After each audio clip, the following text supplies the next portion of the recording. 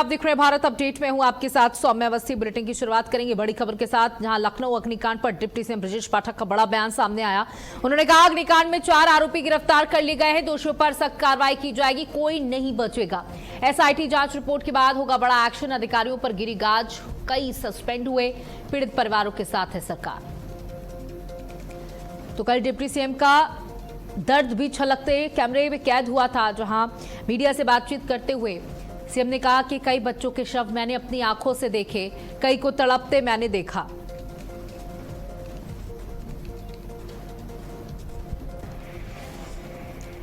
बता दें कि लखनऊ अग्निकांड में 4 आरोपी गिरफ्तार कर लिए गए हैं। बिल्डिंग मालिक वीरेंद्र शुक्ला भी गिरफ्तार कर लिया गया है। बिल्डिंग मालिक के पास फायर एनओसी नहीं थी। पेट शॉप मालिक रामकृष्ण उपाध्याय गिरफ्तार।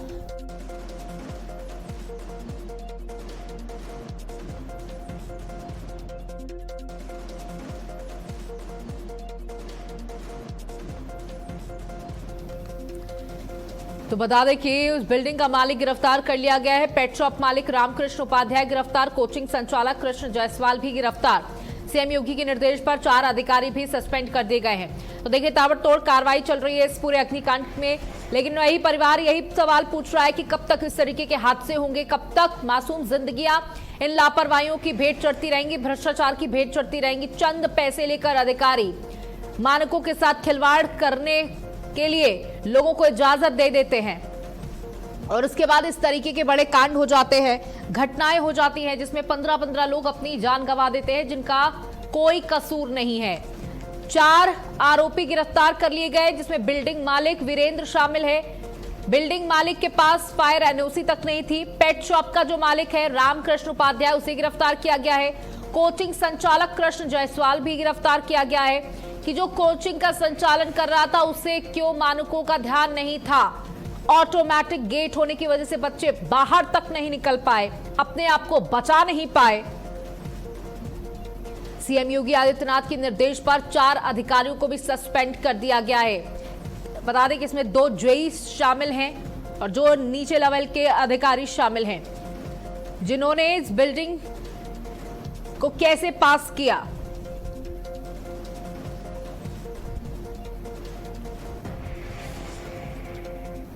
वहीं बांदा में पुलिस अधीक्षक पलाश बंसल के निर्देश पर अपराधियों के खिलाफ अभियान के तहत थाना पैलानी पुलिस को बड़ी सफलता हाथ लगी। पुलिस ने मुठभेड़ के बाद तमंचा दिखाकर लूट करने वाले 2 बदमाशों को गिरफ्तार कर लिया, जबकि एक साथी फरार हो गया। बताया गया कि बदमाशों ने संदीप से लूट की थी। इसके बाद पुलिस ने घेराबंदी की। जवाबी फायरिंग में राम उर्फ भास्कर और रवि प्रकाश पकड़े गए, जिनके पास से नकदी, दस्तावेज, 2 तमंचे, कारतूस, बाइक बरामद हुई।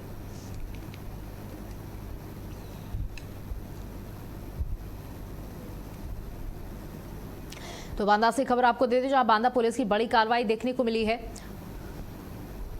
पुलिस की गिरफ्त में लूटकांड के आरोपी चढ़ गए।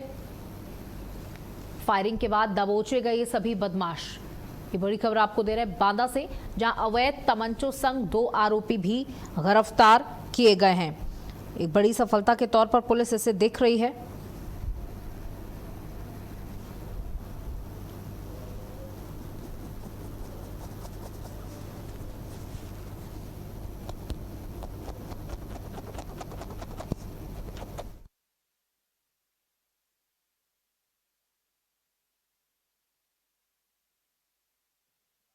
निवासी संदीप जब शाम को अपने व्यापारिक क्रियाकलाप के उपरांत वापस घर लौट रहे थे, तभी एक बाइक पे 3 नौयुवकों ने इनके साथ अवैध असलहों का प्रयोग करके लूट की घटना को कारित किया। सूचना मिलते ही त्वरित रूप से कार्रवाई करते हुए 3 टीमों का गठन किया गया। समस्त इलेक्ट्रॉनिक और भौतिक साक्ष्यों के संकलन के उपरांत यह तथ्य प्रकाश में आया कि ये तीनों नौयुवक दिनांक 21/22 को पुनः किसी घटना को अंजाम देने की फिराक में थे।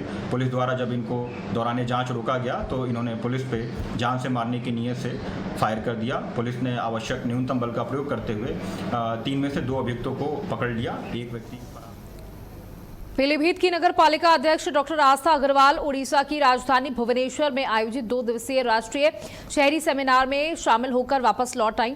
19 और 20 जून को आयोजित इस सेमिनार का विषय था सामुदायिक सहभागिता में शहरी सेवाओं को मजबूत बनाकर समावेशी शहरों का निर्माण। सेमिनार में देश भर के जनप्रतिनिधियों और शहरी विकास अधिकारियों ने भाग लिया। उत्तर प्रदेश में डॉक्टर आस्था अग्रवाल के साथ लखनऊ के विधायक नीरज बोरा भी शामिल हुए। पहले दिन प्रतिभागियों ने MRF सेंटर और व्हीकल स्लज ट्रीटमेंट प्लांट का भ्रमण कर ठोस अपशिष्ट प्रबंधन और स्वच्छता व्यवस्था की आधुनिक तकनीकों को साझा किया और समझा। वहीं दूसरे दिन पुरी में संचालित 24 घंटे पेयजल आपूर्ति परियोजना का अवलोकन किया। डॉक्टर आस्था ने कहा कि ऐसे मॉडल शहरों के विकास और बेहतर नागरिक सुविधाओं के लिए प्रेरणादायक हैं। तो भुवनेश्वर सेमिनार में पहुंचे थे जहां शहरी विकास मॉडल का अवलोकन यहां पर किया गया। सामुदायिक सहभागिता पर राष्ट्रीय मंथन किया गया, तमाम योजनाओं को देखा गया। राष्ट्रीय शहरी सेमिनार से लौटी डॉक्टर आस्था। भुवनेश्वर सेमिनार में पीलीभीत का प्रतिनिधित्व उन्होंने किया।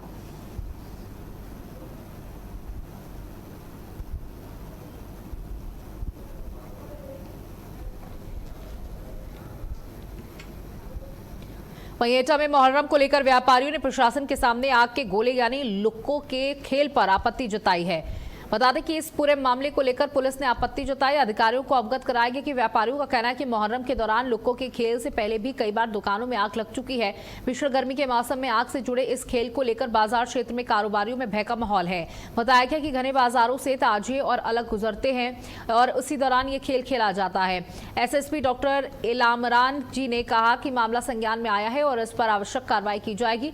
मुहर्रम को शांतिपूर्ण और सुरक्षित ढंग से संपन्न कराने के लिए प्रशासन पूरी तरीके से सतर्क है।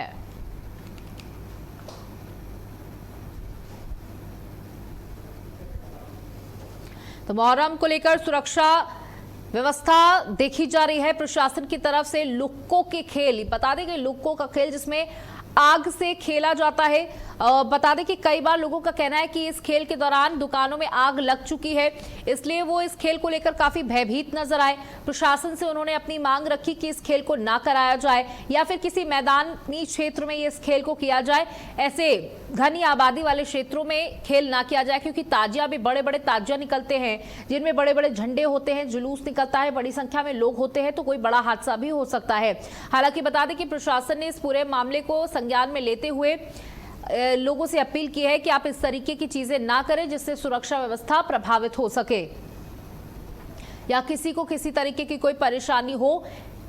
मुहर्रम में सुरक्षा को लेकर प्रशासन अलर्ट मोड पर साफ तौर पर नजर आ रहा है। सड़कों का निरीक्षण किया जा रहा है, जाम व्यवस्था को देखा जा रहा है कि किस तरीके से ट्रैफिक को मैनेज किया जाएगा, क्योंकि सरकार ने भी साफ तौर पर कह दिया है कि जाम की स्थिति ना पैदा होने पाए, किसी को कोई परेशानी त्योहारों से ना होने पाए, यानी एक धर्म के त्योहार से दूसरे धर्म के व्यक्ति को कोई परेशानी ना हो, इसका खास तौर पर ध्यान रखा जाए। तो एटा से आपको ये पूरा मामला बता रहे हैं जहां लुक्कों के खेल पर कार्रवाई होगी, यानी कि इस खेल को शायद ना ही खेलने दिया जाए, क्योंकि लोगों का कहना है कि ये रिहायशी इलाका है और जब यहाँ से जुलूस निकलता है तो वैसे ही बहुत कंजंक्शन हो जाता है और उसके बाद ये आग से जो खेल है वो बाजार को चिंतित करता है, व्यापारियों को चिंतित करता है। कई बार दुकानों में आग लग गई है, लोगों का लाखों का नुकसान हुआ है, इसलिए इस खेल को ना खेलने दिया जाए, इस पर पूरी तरीके से रोक लगा दी जाए। हालांकि प्रशासन ने इस पूरे मामले को संज्ञान में लिया है।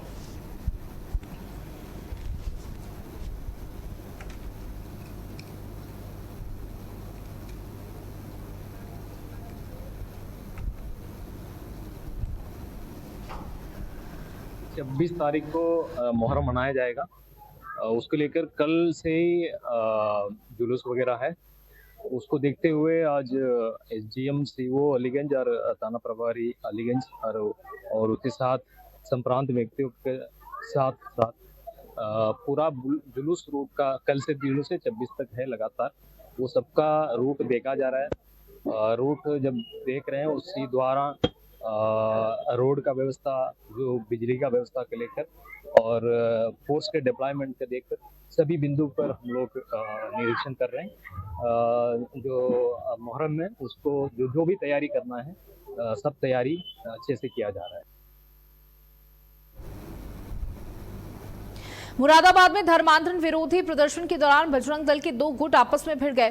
कलेक्ट्रेट परिसर और एसएसपी कार्यालय के बाहर शुरू हुई कहासुनी देखते ही देखते लात घूंसों की मारपीट में तब्दील हो गई, जिससे मौके पर अफरा तफरी मच गई। एक पक्ष ने हमले को पूर्व नियोजित बताया। घटना के दौरान पुलिस की मौजूदगी के बावजूद तत्काल हस्तक्षेप न होने के आरोप भी लगे। बाद में संगठन के पदाधिकारियों ने बीच बचाव कर मामला शांत कराया।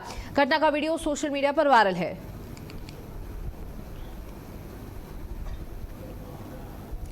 तो कलेक्ट्रेट परिसर में जमकर हंगामा हुआ। हालांकि बता दें कि इस हंगामे को प्रायोजित बताया गया कि पहले से ही ये सुनियोजित था। मारपीट का वीडियो सोशल मीडिया पर इस समय खूब वायरल हो रहा है। बजरंग दल के ही दो गुट आपस में भिड़ गए।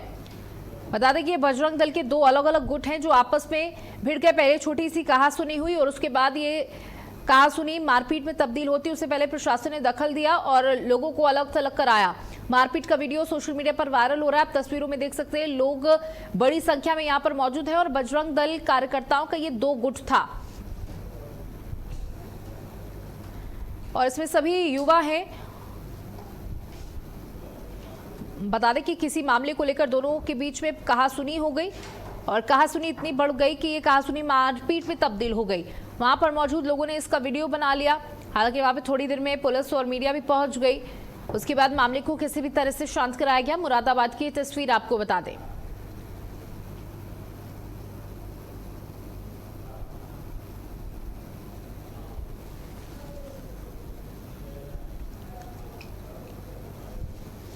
उन्नाव में ई स्टाम्पिंग व्यवस्था में प्रस्तावित बदलावों के विरोध में बार एसोसिएशन ने जोरदार प्रदर्शन किया। बार एसोसिएशन ने ई लाइब्रेरी में आयोजित बैठक में अधिवक्ताओं ने नई व्यवस्था पर आपत्ति जताते हुए इसे आम जनता और अधिवक्ताओं के हितों के खिलाफ बताया।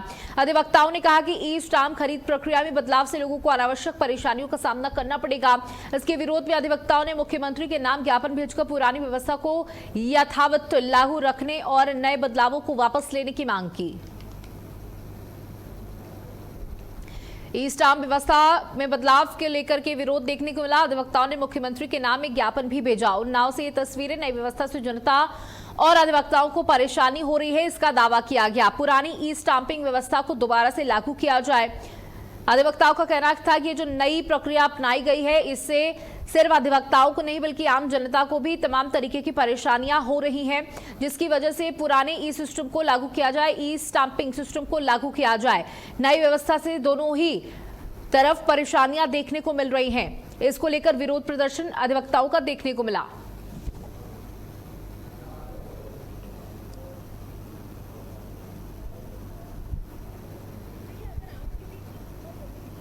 वगैरह ऑनलाइन करने की व्यवस्था लागू की है, जिसका हम लोग पूरी तरह से विरोध कर रहे हैं। साथ ही जो स्टैम्प की बिक्री जैसे पहले होती थी, आज वो कह रहे हैं जो अधिवक्ता जा रहा है उसका भी नाम लिखा जाएगा। मैं उसका भी विरोध कर रहा हूं और ये मांग कर रहा हूं कि जो रजिस्ट्री की पुरानी प्रक्रिया थी उसी को बहाल रखा जाए और ताकि इस कानून को वापस लिया जाए और इस कानून को वापस लिया जाए। नई प्रक्रिया में क्या लागू किया गया? ऑनलाइन, मतलब उसमें अधिवक्ता की भूमिका को ही किनारे कर दिया गया है और इससे हमारे व्यवसाय पे असर पड़ेगा। अधिवक्ताओं के और दस्तावेज नवीस वगैरह हैं, इन सब का नुकसान होगा। कानपुर में स्ट्रीट लाइटों की खराब व्यवस्था को लेकर लोगों का गुस्सा अब सड़कों पर दिखाई देने लगा है। वार्ड 85 लाजपत नगर के पार्षद अमनदीप सिंह स्थानीय निवासियों के साथ नगर निगम के कार्यालय में धरने पर बैठ गए। पार्षद का आरोप है कि उनके वार्ड में करीब 770 स्ट्रीट लाइटें लंबे समय से खराब पड़ी हैं, जिससे मुख्य सड़कों को लेकर गलियों तक अंधेरा पसरा हुआ है। उन्होंने मार्ग प्रकाश विभाग के अधिकारियों और अभियंताओं पर लापरवाही का आरोप लगाते हुए कहा कि शिकायतों के बावजूद अधिकारी लगातार टाल मटोल कर रहे हैं। तो अधिकारियों पर लापरवाही और टाल मटोल के आरोप लगाए गए हैं। लाजपत नगर में अंधेरे से परेशान जनता का विरोध प्रदर्शन देखने को मिला। स्ट्रीट लाइट समस्या को लेकर नगर निगम में धरना प्रदर्शन किया गया। वहां पर आम जनता के साथ साथ पार्षद भी बैठे नजर आए और विरोध करने पर उतर आए।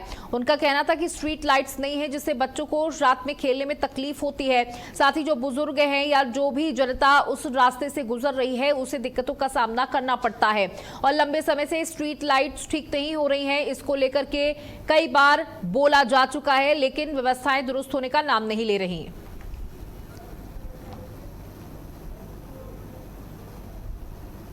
से नगर निगम विभाग कुंभ करने की मीन्स हो रहा है। खास करके मार्ग प्रकाश, जिसको निरंतर मैं काफी दिनों से फोन के माध्यम से, लेटर के माध्यम से सूचना दे रहा हूं कि वार्ड 85 में निरंतर लगभग 60 से 70 लाइटें बंद हैं, जिसकी कि तार अवेलेबल नहीं है, ना डिवाइडर अवेलेबल है, ना गाड़ी अवेलेबल है।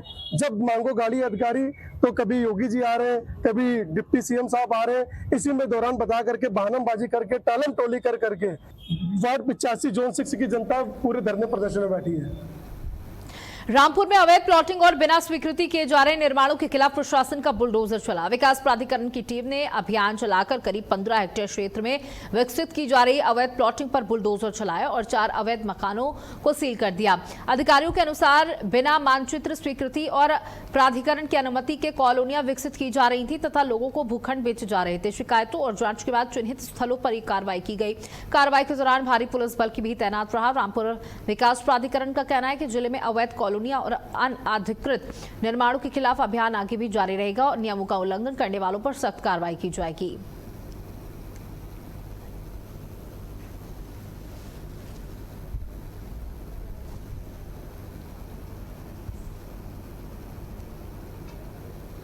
तो नियमों का उल्लंघन करने वाले 4 भवनों को सील कर दिया गया। रामपुर से आपको खबर दे रहे हैं, जहां अवैध कॉलोनियों के खिलाफ अभियान यूं ही जारी रहेगा, प्रशासन के द्वारा कहा गया।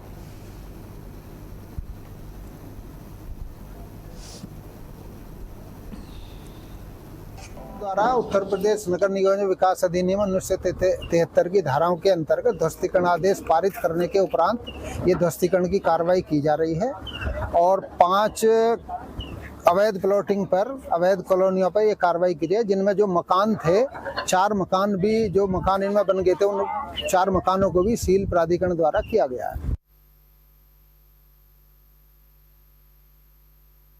कार्रवाई की गई। अवैध कॉलोनी के खिलाफ अभियान यूं ही जारी रहेगा और अवैध प्लॉटिंग पर ये बुलडोजर की कार्रवाई की गई। और हरविंदर हमारे सहयोगी हमारे साथ जुड़ चुके हैं। हरविंदर, ये बड़ी कार्रवाई देखी गई, जानकारी दे। मैं आपको बता दूं, रामपुर में एक बार फिर आईडीए का बुलडोजर गरजता हुआ दिखाई दिया है। आपको बता दें, 15 हेक्टेयर अवैध प्लॉटिंग पर कार्रवाई की गई है और 4 भवन सील किए गए हैं। अवैध प्लॉटिंग और बिना स्वीकृत निर्माण करने वालों पर रामपुर विकास प्राधिकरण आईडीए ने बड़ी कार्रवाई की है। प्राधिकरण की टीम ने बुलडोजर चलाकर करीब 15 हेक्टेयर क्षेत्र में की गई जाने वाली अवैध प्लॉटिंग को ध्वस्त कर दिया है, जबकि 4 भवनों को सील कर दिया गया है। जी बिल्कुल, देखिए, ये भी सुनिश्चित किया गया है कि अगर इस तरीके के अवैध काम किए गए तो कार्रवाई यूं ही जारी रहेगी। नियमों का उल्लंघन करने की कोशिश की गई तो लगातार कार्रवाई होगी। बिल्कुल, आपको बता दूं, ये आईडीए के द्वारा एक कार्रवाई की गई है, जिसमें उन्होंने लोग जो प्लॉटिंग करते हैं, अवैध प्लॉटिंग करते हैं, उन लोगों को एक चेतावनी भी दी है। आगे से अगर ऐसा कुछ पाया गया तो उनके खिलाफ कठोर कार्रवाई की जाएगी। अगर बात की जाए अवैध कॉलोनियों के खिलाफ भी यूं ही अभियान जारी रहेगा, ये भी जानकारी दी गई है। और अवैध प्लॉटिंग की खबरें लगातार बढ़ती जा रही है। एक तरफ प्रशासन है कि सख्त हिदायत दे रहा है कि अवैध निर्माण, अवैध प्लॉटिंग बर्दाश्त नहीं होगी, दूसरी तरफ ये मामले भी देखिए बढ़ते जा रहे हैं। हरविंदर जी बिल्कुल, ये मामले में हम लगातार बढ़ते जा रहे हैं। उसी को लेकर के ये रामपुर में एक अभियान चलाया जा रहा है, जिसमें रामपुर डीएम अजय कुमार द्विवेदी द्वारा और आईडीए के द्वारा ये अभियान चलाया जा रहा है, जिसमें लगातार चेकिंग की जा रही है। जहां अवैध प्लॉटिंग की जा रही है, उनके खिलाफ सख्त कानूनी कार्रवाई की जाएगी। जी, बड़ी कार्रवाई की जाएगी अगर जिसने भी नियमों का उल्लंघन करने का प्रयास किया। आपसे जानना चाहूंगी कि कब ये कार्रवाई हुई और इसके बाद रिएक्शंस क्या कुछ निकल कर सामने आए? जी बिल्कुल, मैं बता दूं, ये कार्रवाई कल में 3 बजे समथिंग ये की गई है, जिसके बाद जो प्लॉटिंग करते थे उनमें एक भय का माहौल बना हुआ है और उसमें लोगों ने अपने जो उसमें मैम प्लॉटिंग करते थे उनके खिलाफ कार्रवाई की जाएगी और ये आईडी के द्वारा कहा गया है और उसमें लोगों में काफी भय देखने को मिल रहा है। बिल्कुल, शुक्रिया हमारे साथ जुड़ने के लिए, जानकारियां साझा करने के लिए। वहीं गोंडा जंक्शन पर रेलवे सुरक्षा बल और जीआरपी की संयुक्त कार्रवाई में बड़ी सफलता मिली। टीम ने एक शराब तस्कर को गिरफ्तार कर उसके कब्जे से भारी मात्रा में अंग्रेजी शराब बरामद की। पुलिस के मुताबिक आरोपी हरियाणा से शराब लेकर बिहार जा रहा था, जहां वह इसे ऊंचे दामों पर बेचने की तैयारी में था। बरामद शराब की कीमत करीब 24,000 रुपए आंकी जा रही है। संयुक्त चेकिंग अभियान के दौरान आरोपी को संदिग्ध अवस्था में पकड़ा गया, जिसके बाद तलाशी में शराब बरामद हुई है। फिलहाल आरोपी के खिलाफ आबकारी अधिनियम के तहत मुकदमा दर्ज कर आगे की कानूनी कार्रवाई की जा रही है।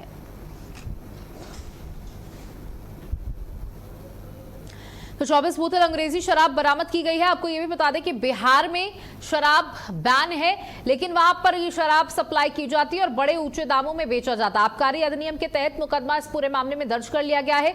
गोंडा जंक्शन पर शराब तस्कर गिरफ्तार किया गया है। बड़ी खेप लेकर के जा रहा था। 24 बोतल अंग्रेजी शराब थी, उसके साथ साथ अन्य शराब भी इसके पास मौजूद थी और ये बिहार लेकर ये शराब जा रहा था, जिसे धर दबोचा गया है। और पुलिस का कहना है कि इस तरीके की कार्रवाई लगातार जारी रहेगी। जो भी प्रदेश की विश्वसनीयता और प्रदेश में अराजकता फैलाने की कोशिश करेगा, उसकी शांति भंग करने की कोशिश करेगा, किसी भी तरीके का प्रयास हो उसको बख्शा नहीं जाएगा, उस पर कार्रवाई की जाएगी। और अवैध तरीके से ये शराब ले जाई जा रही थी। पुलिस मामला दर्ज कर जांच में जुटी है। और इसी के साथ बुलेटिन में इतना ही। नमस्कार।